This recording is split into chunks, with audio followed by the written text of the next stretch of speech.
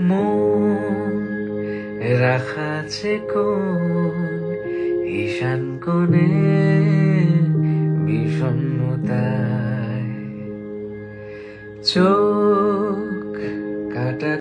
আজকের জার্নিটা যে আমার জন্য এতটা কঠিন হতে চলেছে সেটা সকালবেলায় সত্যি একদম বুঝতে পারিনি। তো এই প্রথমবারের মতো আমি গিয়েছিলাম বিহারে। আমি মেকআপ আর্টিস্ট রেশমা শুরু করছি নতুন একটা ভ্লগ। আর এই ডেটটা ছিল নভেম্বরের 30 তারিখ 2025 সালের।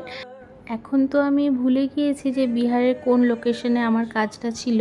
তবে আমার বাড়ি যেমন চাঁচল থেকে ব্রাইডের লোকেশনে পৌঁছাতে আমার মোটামুটি 2.5 থেকে 3 ঘন্টার মতো সময় লেগেছিল। মাঝখানে তো এত খিদে পেয়েছিল, আমরা রাস্তায় নেমে খাবার খেলাম। তারপরে যাই হোক, টুকটুক করে কখনো খারাপ রাস্তা, আবার ভালো রাস্তা, ওভারব্রিজ, লো ব্রিজ, জানি না কিভাবে ব্রাইডের বাড়িতে ফাইনালি পৌঁছেই যাই।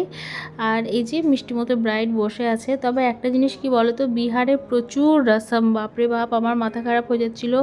আমাদের এইদিকে যেরকম মানে রিসেপশনের দিনে কোনো ঝঞ্ঝাট থাকে না, যাও সাদাও চলে আসো, কিন্তু ওখানে গিয়ে দেখলাম যে না, রিসেপশনের দিনেও বেশ কিছু নিয়মকানুন রসম হচ্ছিলো। তো সেখানে যাওয়ার পরে আমরা মোটামুটি 2.5 ঘন্টার মতো বসে থাকতে হয়।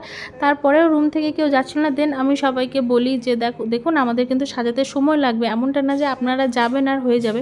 আপনারা যদি দুপুর 1টার মধ্যে রেডি চান তো আপনাদেরকে সেই সময়টা আমাকে দিতে হবে। এটা বলার পরে দেন তারা আর কি রুম থেকে যায়, আর ব্রাইড তারপরে ফ্রেশ হয়, ফ্রেশন আপ হয়ে আমার কাছে বসে সাজার জন্য।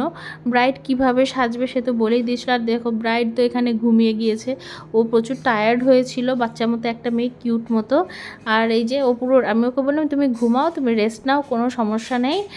আর যেটা হয়, 1 ঘন্টা হতে না হতেই তো ব্যাস শুরু হয়ে যায় ঠক ঠক ঠক ঠক, যে এখনও সাজানো হয়নি, এখনও সাজানো হয়নি। তো আমি সবাইকে বলতে চাই যে দেখুন, সাজাতে না সময় লাগে 2.5 থেকে 3 ঘন্টার মতো সময়টা দিতে হয় প্রপারলি, তারপরে একটা সুন্দর আউটলুক আসে।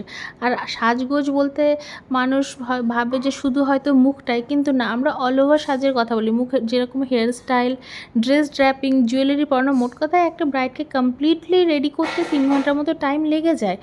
আর এই সময়টা তো আপনাদেরকে দিতে হবে। আমরা টাইম মতো তো পৌঁছেই গিয়েছিলাম, বাট যাই হোক। আর এই দিনটাতে এত কারেন্ট ডিস্টার্ব করছিল। আর তো ব্রাইডকে তো রেডি করেই দিলাম। এইগুলো একটা ছোট্ট যেহেতু পকেট লাইট থাকে, ওই থ্যাঙ্কফুলি পকেট লাইটে কিছু ক্লিপিংস নেওয়া হয়েছে। ব্রাইডের লেহেঙ্গাটা ভীষণ সুন্দর ছিল, ব্রাইড হচ্ছে দিল্লি থেকে শপিং করেছিল।